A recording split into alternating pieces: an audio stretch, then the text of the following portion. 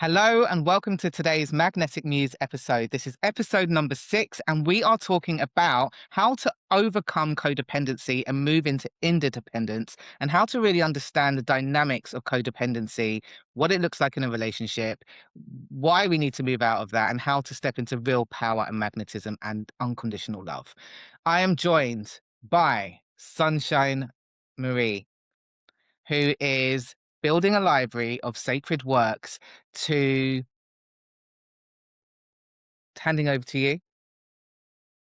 To share with my granddaughters. That's the main focus and the main purpose, the intention. I'm a writer and an artist, and I'm currently compiling a library for my granddaughters. They always say that you need to, be what it is that you needed, and right now I could use a library from my grandmother. That is so beautiful. That intention is so powerful. And it won't just be your granddaughters. You are bringing a legacy to the world for the daughters of the world, which is a vision and a mission that is very strong to my own heart. And I think it is the priestess code. I think it is the role of the priestess and the women who have chosen to go through very challenging experiences in order to bring that wisdom so that everybody can learn from it and we can evolve as a species. Absolutely. Okay. I have the 1333, so my life is all about storytelling and sharing the lessons that I learned from my experiences. Yes. And so what Sunshine's talking about here is both of us are projectors. Both of us are use gene keys as a tool in our work. I think you also use gene keys in your work. Absolutely. Yeah. And we also, well, a human design specialist. I think we also both use human design in our work. So the channel 1333 is a channel that goes from the throat down to the G center. Am I correct there? I've forgotten it. So, and Yes. yeah, and the yeah, it's the channel of the storyteller. So 33 comes from the throat center. It's all about telling stories, wisdom from the past. I could be wrong. I could have got it the other way around. Anyway, yes. So, and I also have 35 from my throat, which is also about transforming others through lived experience and through the stories and the wisdom that has come from those experiences, which is what this podcast is about. So, let's begin by defining what codependency is.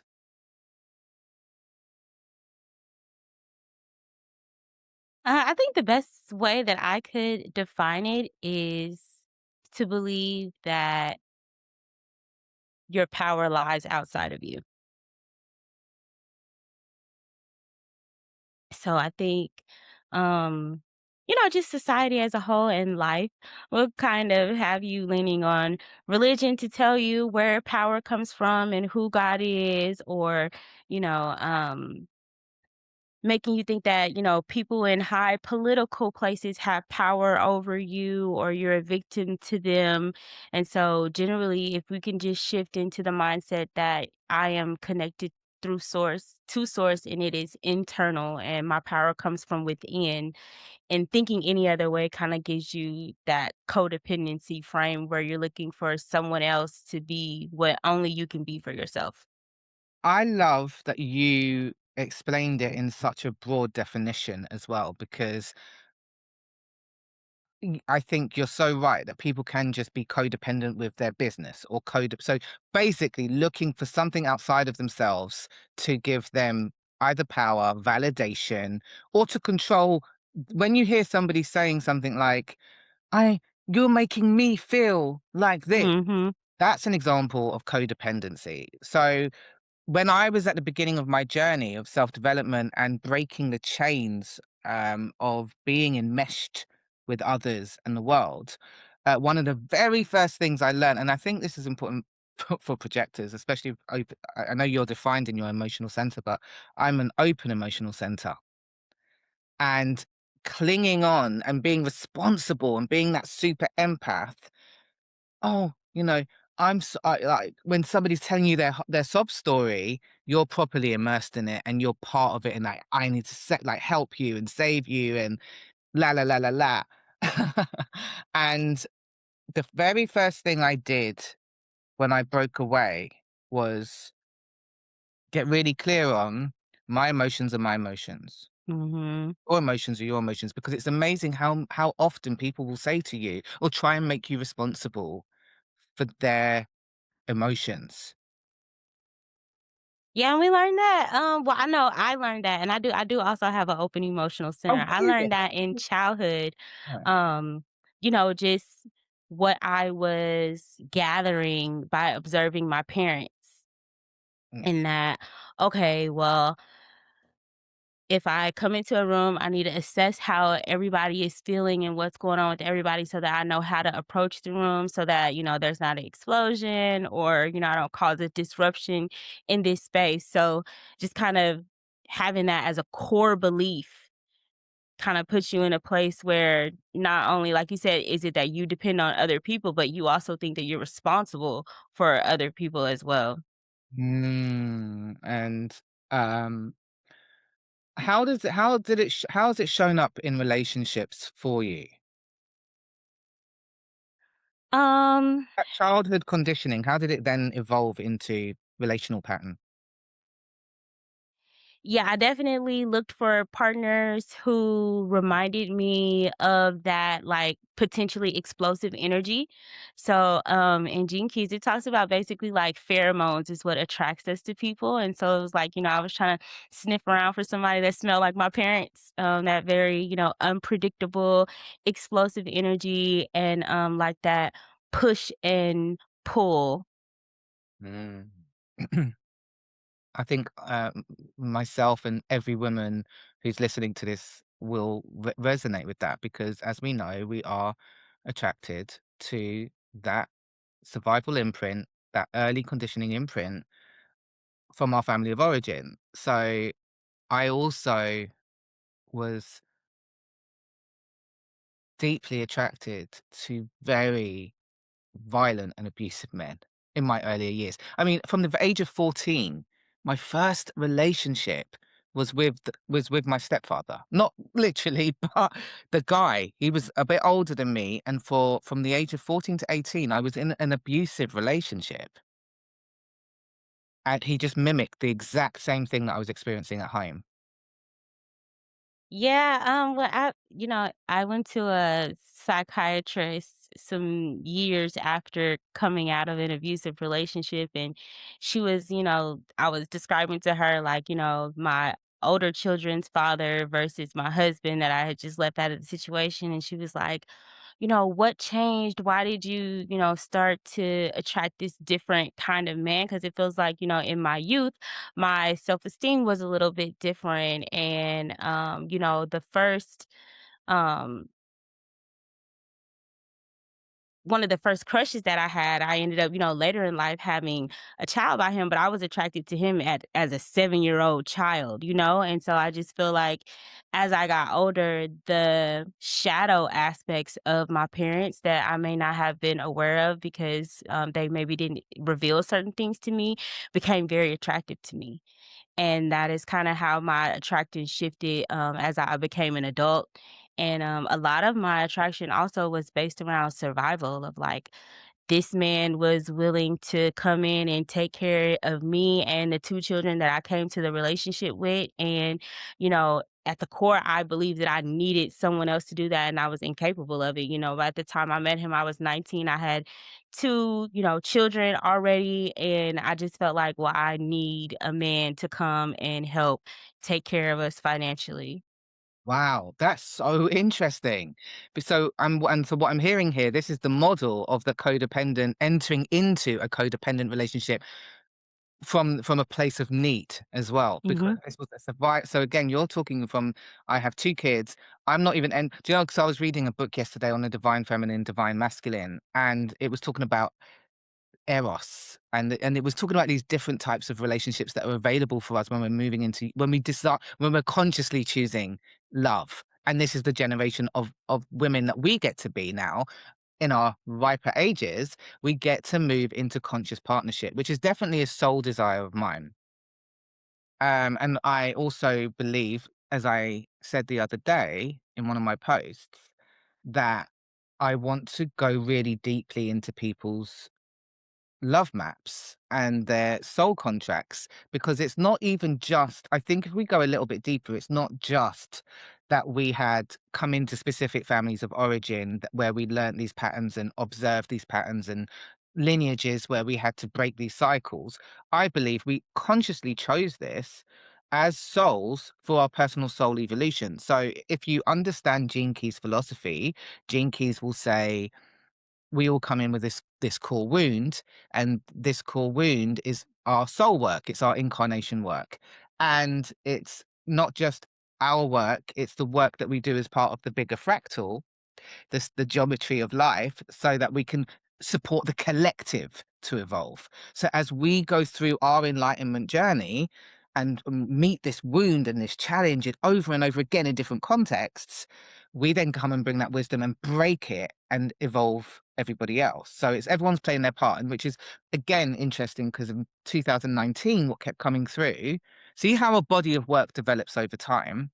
It was individual responsibility. So I choose to become interdependent. I choose to break out, to become more emotionally intelligent.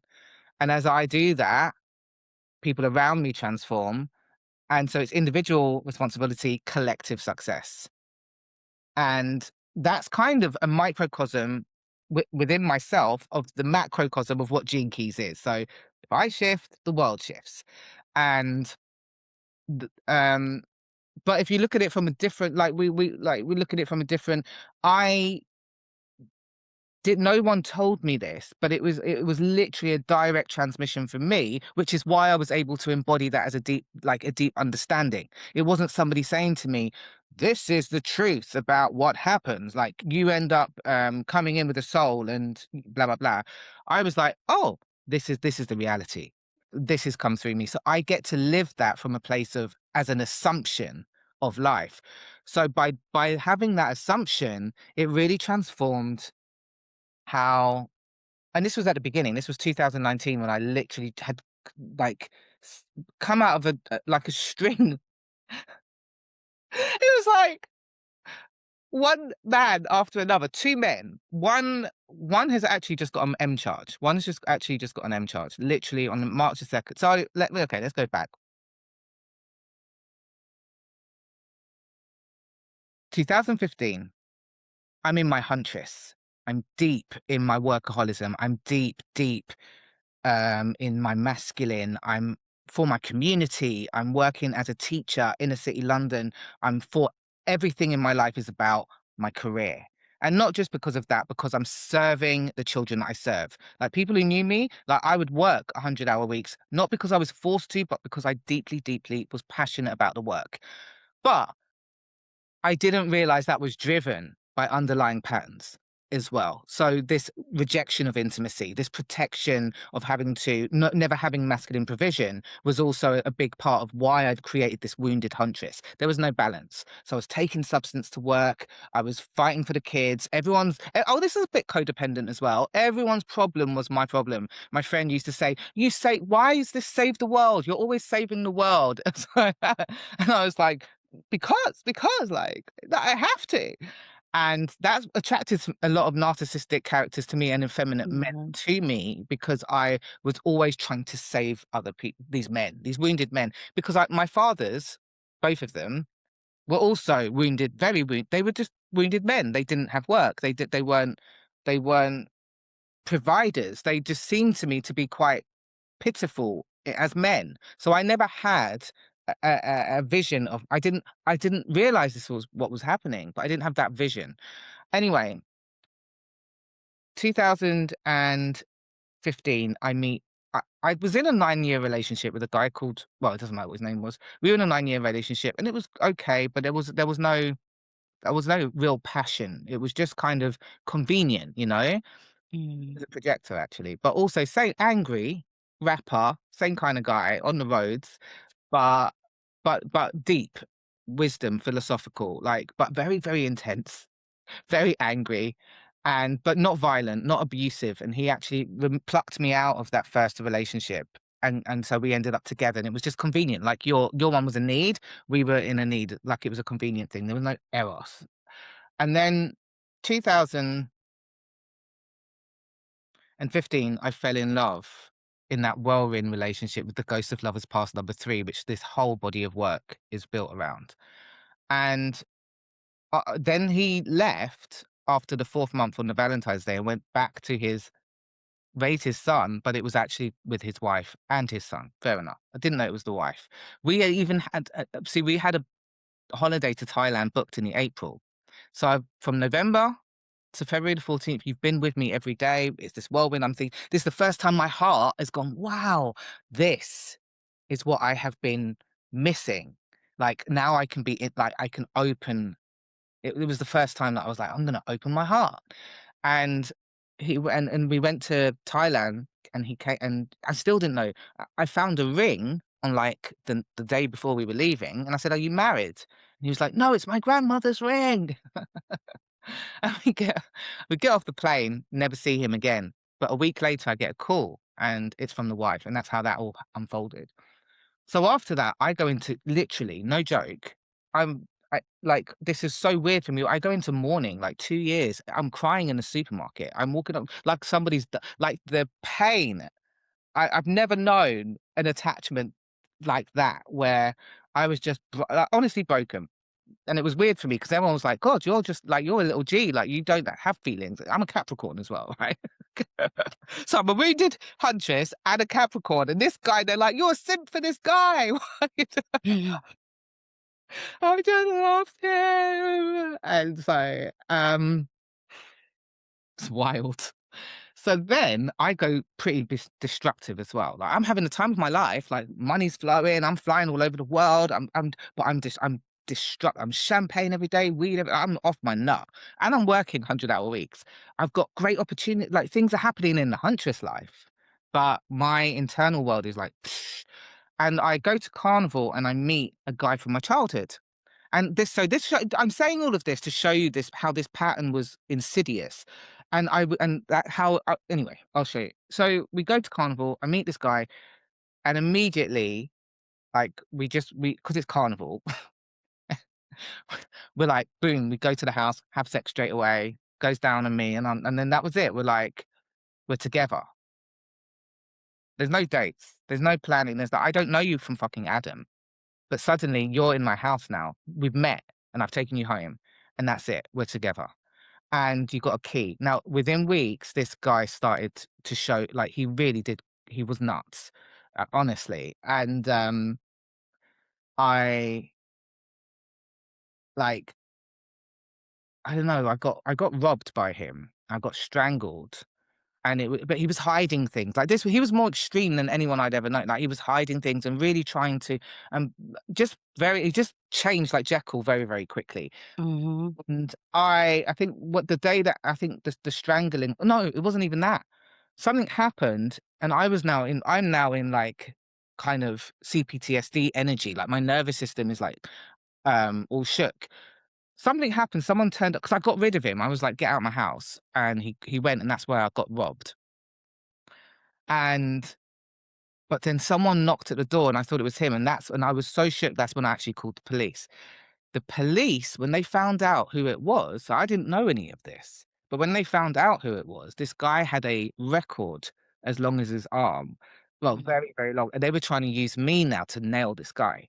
So I'm like, oh, but I didn't want this. I just want to live my life. I'm a teacher. I'm a professional woman. Da da da da da. And they were just like, no, we are doing him for domestic violence. Like that's it. And I'm like, this is not right. So I had all wild stuff. My nervous system's like properly out there. But then what happened was the same to another guy who was a booty call, who was in the same thing, a road man, la la la la la, on the road, who had been a booty call for like since 2013. He was like one day, oh, can I come and move? This was after about a year after this. He's like, oh, can I move in for 2 weeks? He'd asked before, and I'd said no because I'm busy. I don't really want you. You're already pretty much living off me. I don't really want you around me in that way. But I was weak. As in, I was so physically exhausted, and after this is now 2018, 3 years of destruction. My spirit, my body, and this was just the precursor to my dark night of the soul.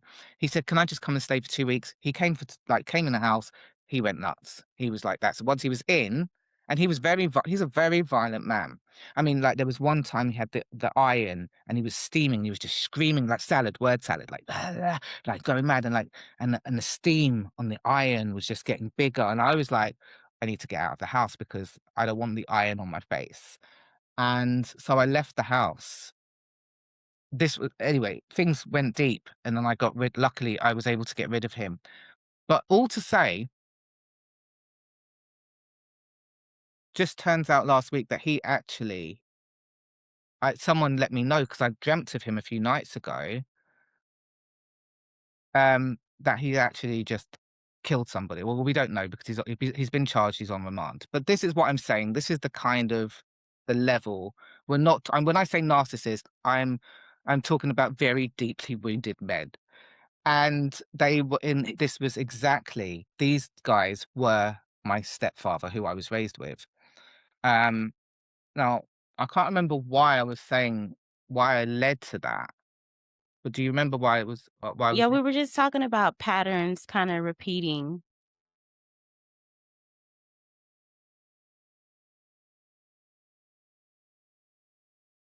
I think it was basically to say that when I decided I wanted sacred union in 2024, the universe sent me 3 specific ghosts from the past. One of them was the guy from 2018. And when I broke away from that, I had this awakening. So I'm traveling the earth now and I'm wandering the earth and I'm connected to source. I'm connected to angels. I'm my higher self. I'm going into events and I'm just getting like so much like I'm getting his mum speaking to me from her grave and telling me like how that happened and stuff like that. So I messaged him and was just like, look, again, that savior thing though, as well. It's like, I kind of understand all your trauma, da da da da da. But he did change, like he had some form of shift and he went down a religious he's a 6'2" as well. Went down a religious pathway and into Islam and because he's got I think it was the left angle cross of correction or something like that. It was he needs this sort of his incarnation is it was about incarnation. It was about that's what exactly the point of this. Choosing the route. Yes, it was the fact that in that 2019, after all of these experiences, I got the download that this was a soul evolution experience, and that shifted everything. There was no pain, there was no anger, there was no resentment. It was, "Oh, this is the learning. This is what I needed to evolve." So, yeah. Yeah, and I wanna say it's the 19th gene key that, the shadow is codependency, and it talks about us being attracted to certain people, like you said, to learn lessons or whatever, and it explains that, when you learn the lessons, you're able to shift into a higher frequency, and so you attract the same fractals, but at a different frequency of the same energy, so, yeah. I saw, some ancestral patterns, that align with my husband that kind of showed me, okay, this is why you chose this individual because you get to break so many of these things that have been repeating in your bloodline through your children that you have with this individual. And I was like, oh, okay, that makes so much sense. Because like I said, a lot of the things that were qualities within him were, things that I didn't know were in my bloodline that I hadn't even taken out of the shadow of myself in order to become conscious of them. Like when you were talking about the gentleman that you were with in the iron and, him being violent. Well, I was violent, and in ways that I had never explored until they were triggered in that relationship, right? Because like the last straw for me was we had gotten into it and he had, kind of like overpowered me. And as he was walking away, I picked up the iron and I was about to let it go and one of my kids came out, and so I just barely missed him just because I kinda, like, in that last second decided, "No, I'm not gonna hit him," or whatever, and so it's just like, being made aware of that shadow within me and that energy that I needed to evolve, within myself and be okay, how do I channel this rage? How do I use this in a productive way? What is at the root of this rage? Like, what is it that I'm afraid of that kind of like really bust open this whole new level of evolution? Question there. Was it reactive rage or was it you were actually so when do you know what I mean by reactive rage? So there's that thing in abusive relationships where somebody pushes you so far that you end up being violent. Or were you just naturally violent with him in that dynamic? Yeah, so I had a problem with jealousy, Okay. and that jealousy is kind of what fueled my rage. Um, and I called myself that night trying to like resolve the jealousy issue. I was like, "Hey, you're not going to stop doing whatever it is that you're doing, so let's just open up the marriage." Right? Is what, I was thinking or whatever cuz at that time I had found out that he was um what's the word I wanna use? That he was participating in, like, human trafficking, I guess is what we Right. can call it. And it's not like, from overseas, but any level of selling women to me is human trafficking, right? So, and come to find out, my ancestors on my father's side ran a brothel, and it's just, something that I didn't know about, and then coming to find out, like, he has this pattern or whatever, but I say all that to say that, yes, he has this pattern, but this is also something that's in my line that needs to be resolved, and so, like I said, that jealousy was just really, like, eating me up and taking over me, because I felt, inadequate of like, well, why does he need other women? It has to be something wrong with me. And I was internalizing that back in that codependency thing of like, well, if there's something wrong with this other person, it must be connected to me somehow. Girl, and this is what I went through last year, which I was so shocked about. But before I say that, I want to say, in terms of being able to see what was that person mirroring that was unconscious within myself. So when I finally went to Thailand after that final experience, so I just got the tremor of truth there. I began shadow work for the first time. That was it. I was like, okay, what is going on? And that was the first time I started to really get look within. And I looked at him, and I started to see that he was. It was. I didn't even begin with he's mirroring my father. It began with he's mirroring elements of narcissism in me, narcissistic traits, and he's um, mirroring avoidance. So that's when I began to see how Mm. avoidant to intimacy I was, and how blocked, like how I was very. We were mirrors in that way. So there was like I could see that, and how I was transactional with many men. You know, there was a transactional thing about it. Um, So I said, "Right, I started with this affirmation. The first time I ever did an affirmation, I was taught by this guy. I'd gone to get some EFT and something else done, and it was, I give and receive love. And I look Mm. for evidence of these in every time and every space. And he showed me how to do it in this, like, I give and receive love. I give and receive, I give and receive love. I give and receive love. And I look for evidence of these in every time. And that was it. And that's when I began to shift that pattern. And I think I said in another post the other day, yeah, I did yesterday, how after I did that first level of work, my whole experience, the masculine that began to show up for me was very, very different, very gentle, very loving, and they were mirroring that evolution within me. I what I was gonna say, you said what was the thing you just said a minute ago? Do you remember? No. We talked about, my rage and then like just what pattern in my jealousy kind of brought that out. Internalizing. Yeah, it was the Hmm. internalizing. Oh. Same with like, so what I realized, so 7 years apart.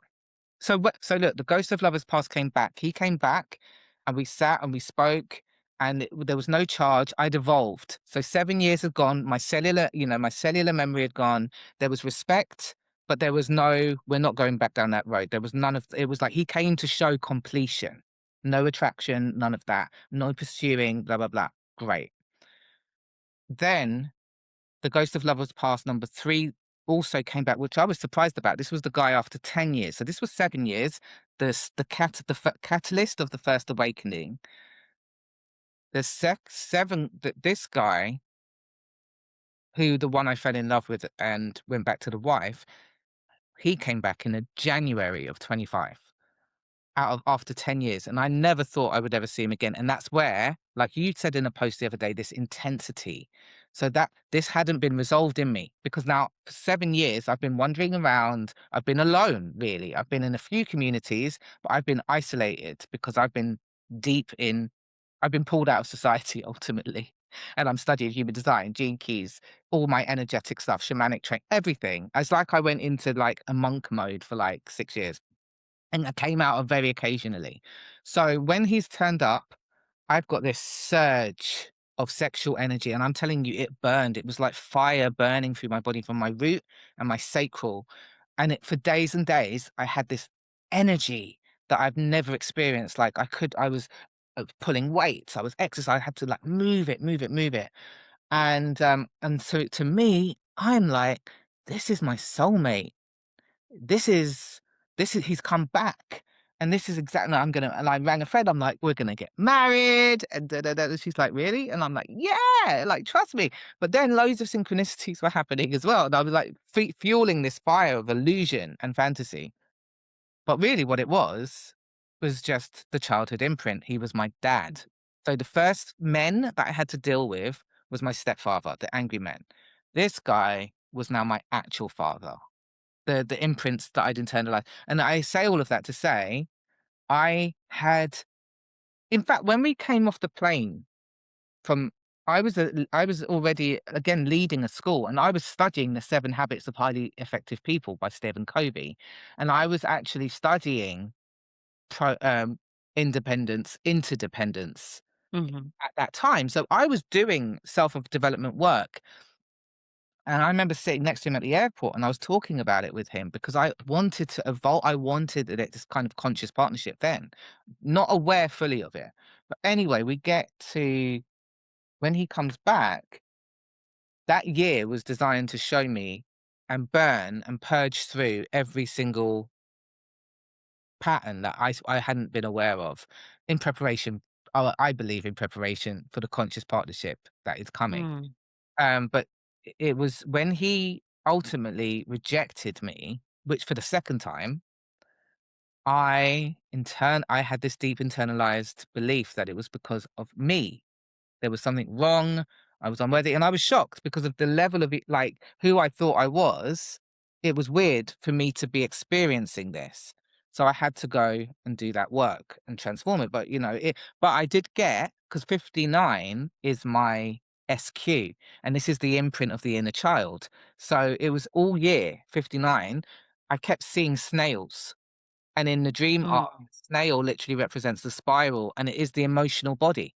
So all it was showing me was like this guy came back. I don't even send it. I received from my higher self a desire for sacred union because prior to that, no interest. Career, still on the career thing.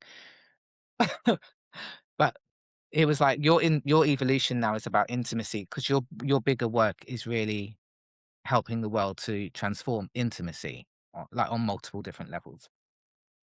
So, yeah, internalizing, if you are making somebody else's validation mean something about you rather than being able to literally detach and just, and I was very detached. That's what I'm saying. To observe myself was very uncomfortable and weird considering how many years I'd done. But this is why I think this work's so powerful because there are many high achieving women who are still locked in those cycles and it could be easily broken. And I've developed a system for that, by the way. And so, and Sunshine has many, many. I think actually you've got that book, the workbook that people can sign up to. Is that true for the codependent overcome? Yes, I put together, it's not exactly a workbook, but you can move through it that way. That gives you a list of things that you need to kinda evolve through in order to shed the codependent patterns, and it's things like accountability, which is, what we've been talking about is really saying, hey, I'm all powerful, to the extent of my experience, and I am not subject to anyone else or in need of anyone else in anything that I've experienced. I've chosen on a cosmic level to experience it, and it is for my benefit in some fashion. And then you can move into like radical honesty, which is where we do the shadow work, right? Of saying, oh my God, this is what this person was reflecting back to me. And so, yeah, definitely a whole system. Yeah, beautiful. And again, as projectors, this is our specialism. And for me, what came out of that, plus the 7 years before and the earlier work in 7 years of evolution, is the receptivity codes and this, again, this whole system uh, of working on an energetic level, on a shamanic level, because I'm taking people into their psyche on a shamanic level, subconscious, rewiring, recoding subconscious, and then identity. So creating that identity shift. So there's two ways that you can approach this, and if you're interested, reach out to either of us.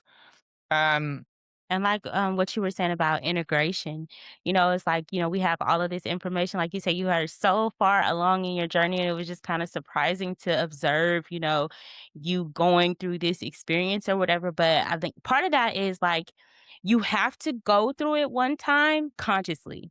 Like, yeah. you've done it unconsciously all those times, and then, but then you come up with this healing, and it's almost a theory until you're back in the situation and you're able to actually apply the wisdom and show that you've learned the lessons in that karmic cycle, that you're able to elevate the frequency or whatever. And an indication of like an elevated frequency and a different level of traction is going to be devotion, Oh, good. because that element a lot of times is what's missing, like what you said with those hot, quick, deeply intense, fireworky kind of things, is they are great in that moment, but they lack the devotion on some level. So yeah.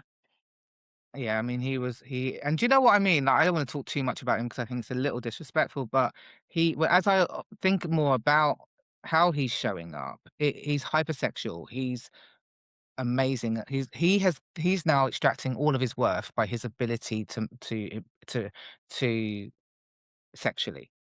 He is a master when it comes to sex, which is why it's so easy for women to get. And he is Mhm. the one where every woman's crazy. Like every, I'm thinking, no, I wonder why.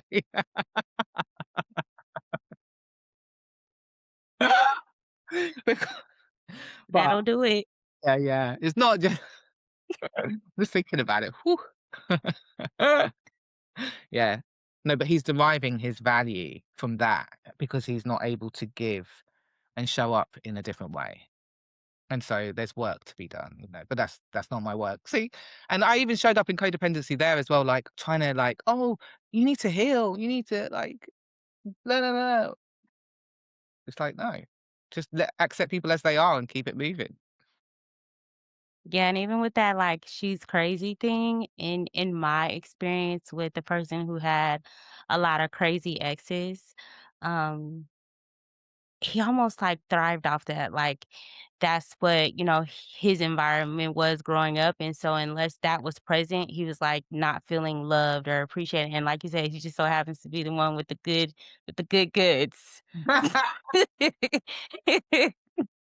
And they use that, energy to create that chaos around them, so, yeah. The thing is as well, is like I was so open, which I was so open, vulnerable, and honest, like in a way that again I'd never been. Because at the beginning I was like I told him what I needed and what I wanted from our connection. I was like, we could have a conscious partnership. We can make it different. Like because I've got these like I'm emotionally intelligent now, so I wasn't saying it like that, but I was like, we've come from like we can transform instead of repeating what we've experienced as children and what we've seen growing up, we can change that. Like we can come at we can look absorb, but he wasn't open for that. And so yeah, I was trying to do that with somebody that didn't have the capacity to do that. Capacity. Right. He did not have the capacity for that. And but it didn't stop the pain. That's what I mean, because it's in your chakras. It's in those memories, literally those stored emotions or beliefs that have never been able to be felt because you've locked them away because that was what the wise little child did. I mean, but what's beautiful about it, oh, just got such a tremor of truth, is how it's actually deepened my work, because my work isn't just the receptivity. This is one aspect of my work. The other side is Mhm. the sovereign CEO, working with very successful solo and entrepreneurs, founders, leaders, to really go deep into coming into that alignment and building sustainable business, building sustainable relationships, and seeing that these actual patterns, the wealth patterns, the money patterns, how you show up in business, is all rooted in the exact same imprints. So we spoke about money in the father wounds. Like if you're used to receiving breadcrumbs in a relationship, you're receiving breadcrumbs in your bank account. I don't need to actually look at your bank account. I'll know what is going on. Because if you speak to me and tell me what is going on in your life, I'm going to see there's going to be parallels all over the place. Right, Because that pattern recognition. at 9 in my chart. But also, codependency is the shadow of 19, but Jinky 40.2, which is my vocation. So it's my big talent and gift to the world, is exhaustion. But why? Mm. Because it's codependency. It's rooted in codependency. And the line two, because I did a training with Richard Rudd like a couple of years ago on the prosperity codes, where we looked at the lines of the prosperity sequence. What's it called again? The Pearl sequence. And 40 line 2, even though in the book it's something else. I can't remember the top of my head, but it's actually the pattern is rooted in codependency. And the overworking, the overgiving, giving to depletion, worth. But I know that my main wound in this lifetime has been, how do I overcome low self-worth? So it's not that I came into a family who then created that. I came in with that to the perfect family, and that has then come up with different ways. But also talking of jinkies, it's like I said to my client the other day, what I've now discovered is that actually all of these universal patterns, that's another one of my lines. Having developed this work recently, I make the universal individual. So when we get your chart, we can take this universal idea, codependency, and then look at how is it showing up in the lens Mm. of different. So it's like a kaleidoscope, and each gene key is a little light, and each one reflects a different aspect of how that pattern shows up, right? Mhm. Yes. And that's the beauty of it. Yeah, when you were talking about 40, it made me also think about 55 with that shadow of victimization, because it goes back to that initial thing of what we were saying. Well, what is codependency? It's that idea that the power is somehow outside of you. Hmm. I Yes, and so I'll just mention, so what would be the evolution of that? What would be a positive relationship? Is the next thing is interdependence. So we've got this Mhm. idea that I'm individual, I'm independent, I'm whole in myself, I'm internally referenced. So I'm responsible for my own emotions. So you're in a relationship with somebody, could be a mother even, or a partner or a friend, and they say something that triggers you, or they'd have a behavior pattern. You don't go, "Oh, can you stop doing that? That's really getting on my nerves." You go, isn't that interesting why this is bothering me?" Like, so you're not gonna put your emotional response onto somebody else. And I notice actually, I still have this with my mum. Again, I don't think it's appropriate to really talk about other people without their consent, but there's so much of that pattern showing up. Like, I constantly have to say, "That's yours. It's not mine." She'll say, when you're in a mood, it makes me feel." But I'm saying to her, I'm allowed to have a mood. It's nothing to do with you. I'm allowed to feel a little bit shit one day. And it's not like, because when you feel like that, I don't take it on anymore, because I've learned it's not mine, it's yours. So I don't need to. That's emotional. What would you call that? Emotional what, sovereignty? Absolutely. And, like self-abandonment awareness, because in order to say yes and take on somebody else's load or burden or emotion, you have to say no to whatever is actually authentic to you. And you abandon your own self in order to take on, the characteristics, emotions, moods, whatever it is that you take from someone else. Exactly. And actually, yeah, that self-abandonment has been a big, well, it's a massive thing for me, my whole, Yeah. and learning to observe that. And again, Catch it in real time, like you say, because like, will be in situations with that matriarchal energy, and it's, like, almost second nature to acquiesce and to take on and to soothe and to nurture and to fall into those patterns in that role of darter when, that's not what serves you every time, that's not always the route that you need to take, so being able to notice when you're doing it so that you can interrupt the pattern.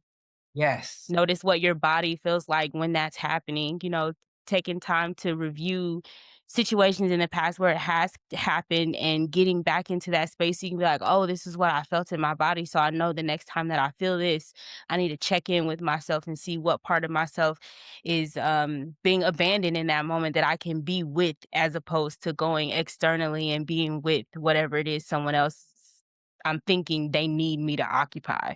Yes, and I think I mean, it's so important for that internal transformation to happen to actually sit with the feeling. So one of the processes that I have is called the STT method.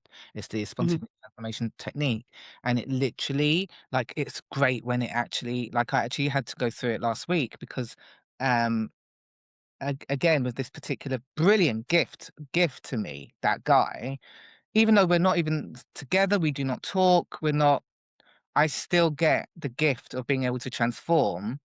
I had some of his lyrics. I was in Morrison's, like a supermarket, and those lyrics were going through my head, and he was talking about his undying love for another woman, and mhm. and I literally had this surge of pain in my solar plexus and my heart center. I'm in the supermarket, and I'm like, "Hey, I'm really busy right now. I can't deal with this." And it was like, and then, but all that, like, as I heard that, I felt this deep jealousy, as you said, which I've never really had, and this rejection again.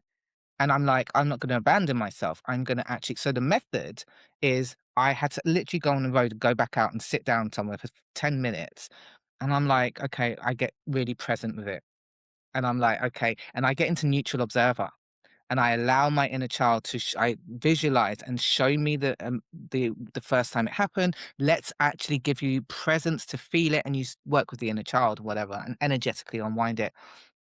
But yeah, that is how you really overcome self abandonment. You stop abandoning yourself from feeling, and uh, yeah, I was gonna say something about the question that I like to ask in that situation that got me out of codependency was and into 100% responsibility, self-responsibility was, do I have an intent to protect or do I have an intent to learn in this moment?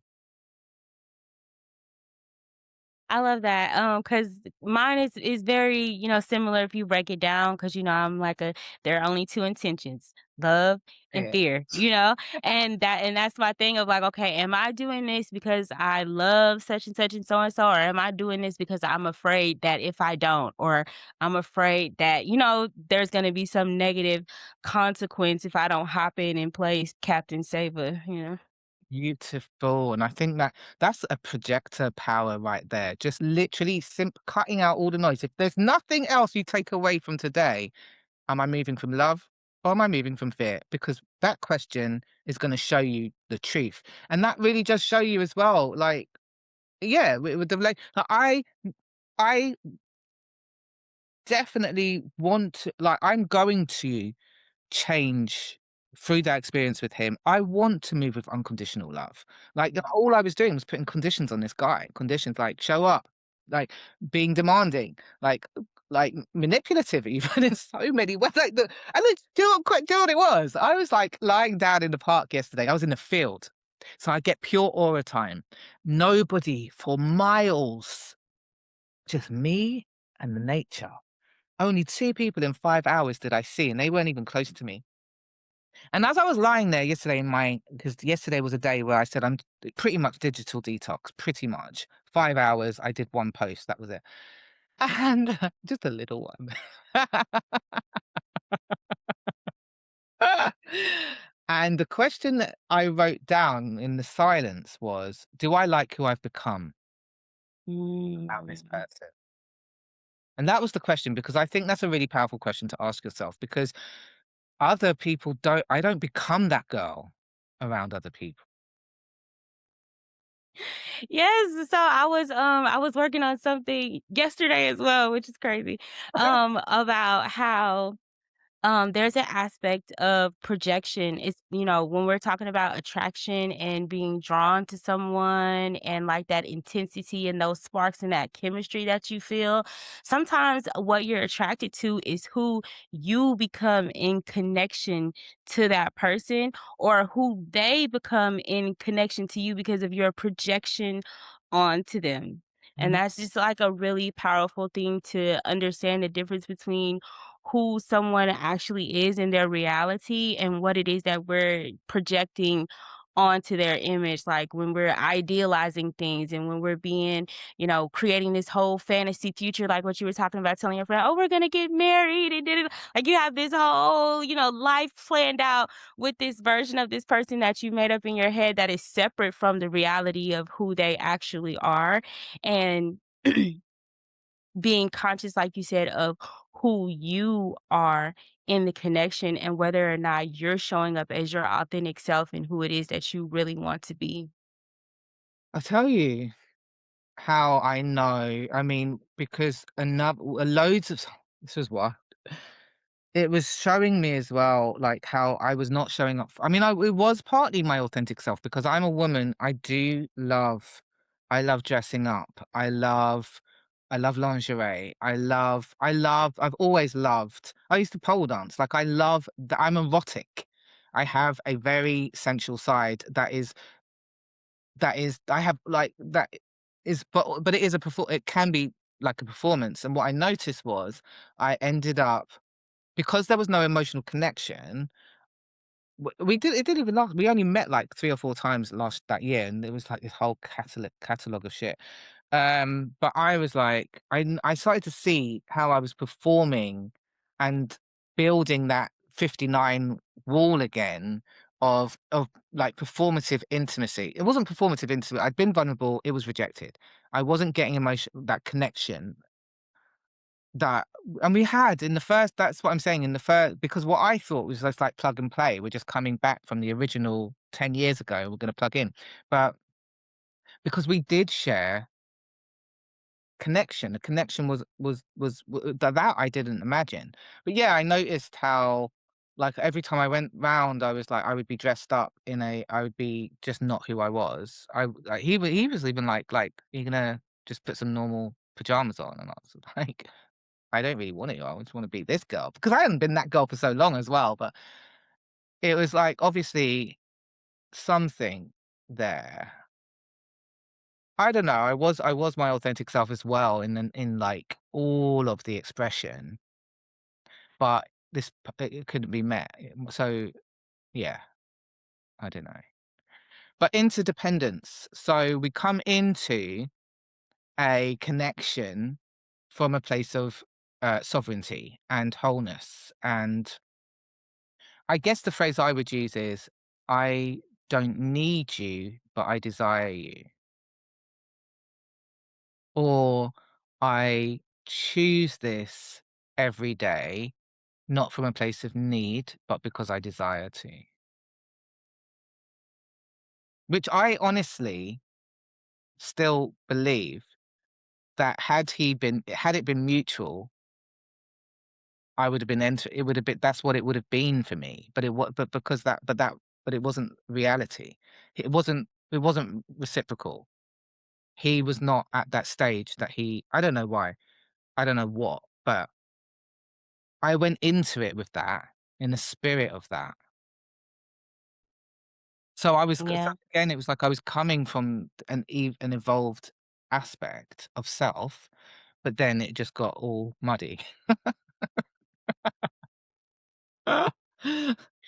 Yeah, you had to pass through that embodiment, and sometimes that does look really muddy because it's really a practicing part of, like, putting into practice the things that you've learned, and, Yeah. practice sometimes is muddy. And when we're talking about, like, checkpoints that you can have with yourself. One of the other things that I look at when I'm entering a connection and I'm evaluating the energy between myself and the person that I'm connected to is when I leave interactions with them, how am I feeling, you know? And one of the main places that I check in, of course, you know, like in my body, but in my drive and like in my motivation.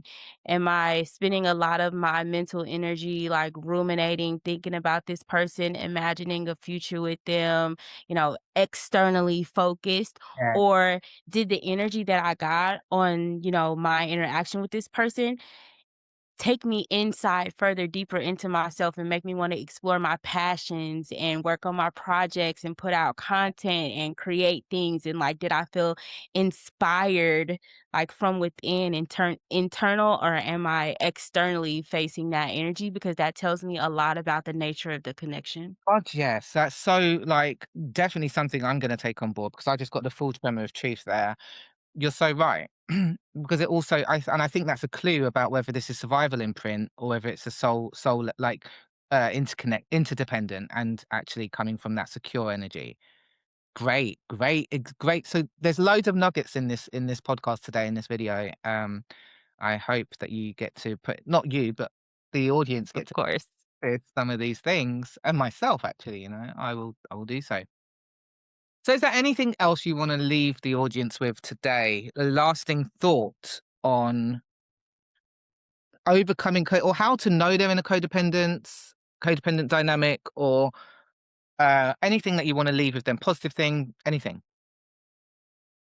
Yeah, so I mean, I think the main thing is being able to shift into that seat of observer and notice when you're self-abandoning. That's going to be like such a pivotal place for all of us to be in that seat of observance, because it gives us an opportunity to create a new pattern when you're in that space between noticing that you're doing something that you've always done and the opportunity to take the next step. You know, being comfortable pausing in that space and having a plan for, okay, well, this is my standard, you know, and knowing ahead of time before you go into connections exactly what it is that you're desiring and what your standards are, so that when someone doesn't fit those standards, you're able to quickly eliminate them and say, okay, this may not be the connection that I want to pursue at this time, because this may not produce what it is that I'm trying to produce. Because desire, you know, a lot of times when we feel desire, it can tell us like, you know, who we're drawn to. And actually, desire can lead us into our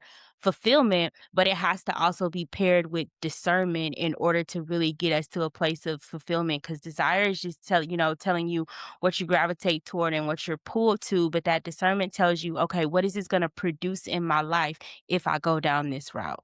Absolutely, really valuable advice. Because that's just to, because I wanted to leave it on that, but because I think it's important to say, from that November, I got that literal higher self desire for sacred union. As I said, I had never desired this before. So this was a true, it came to me. It didn't come from my ego or want or need or lack anything. It was like, okay, this is my next evolution. Like, this is what I want.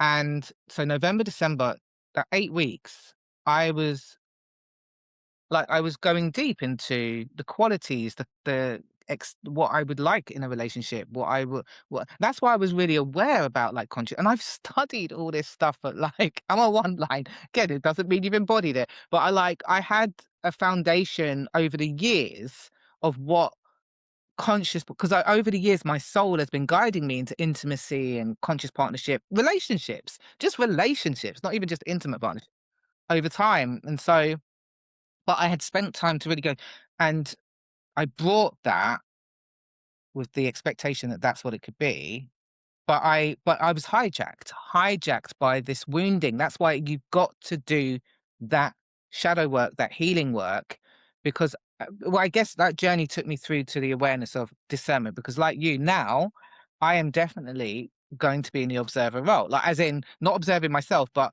I'm observing, are you moving towards me? Are you initiating and planning dates? Are you able to be accountable? Do we Are we able to have repair?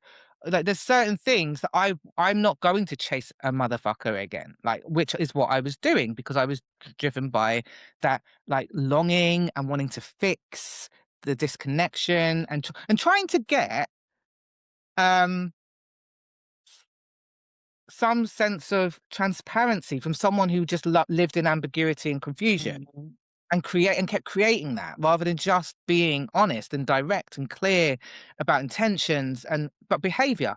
Never again would I listen to words and not accept the behavior is the evidence. I'm not gonna, so I'm not going to. Again, it was just wild for me to be in that. But what I'm saying is, I was hijacked, so I can know all of that stuff.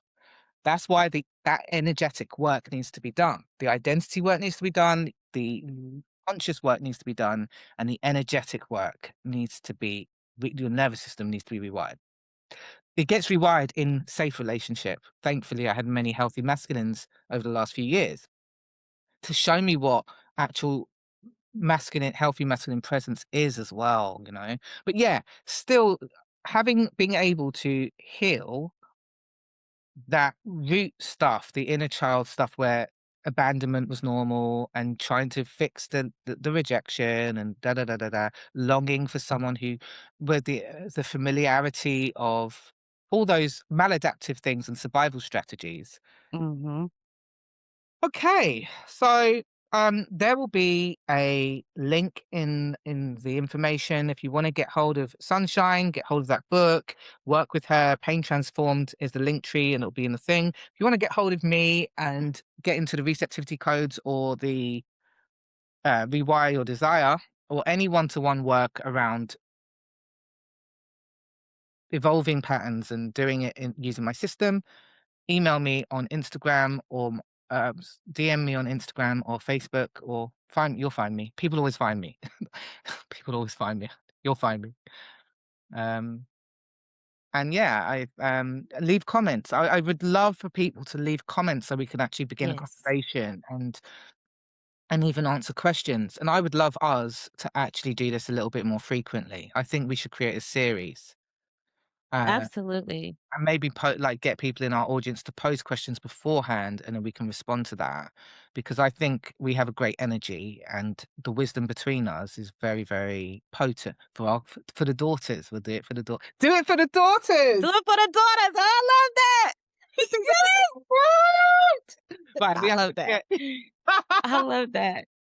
let me write that down so I don't forget. All right then. So, loving you world.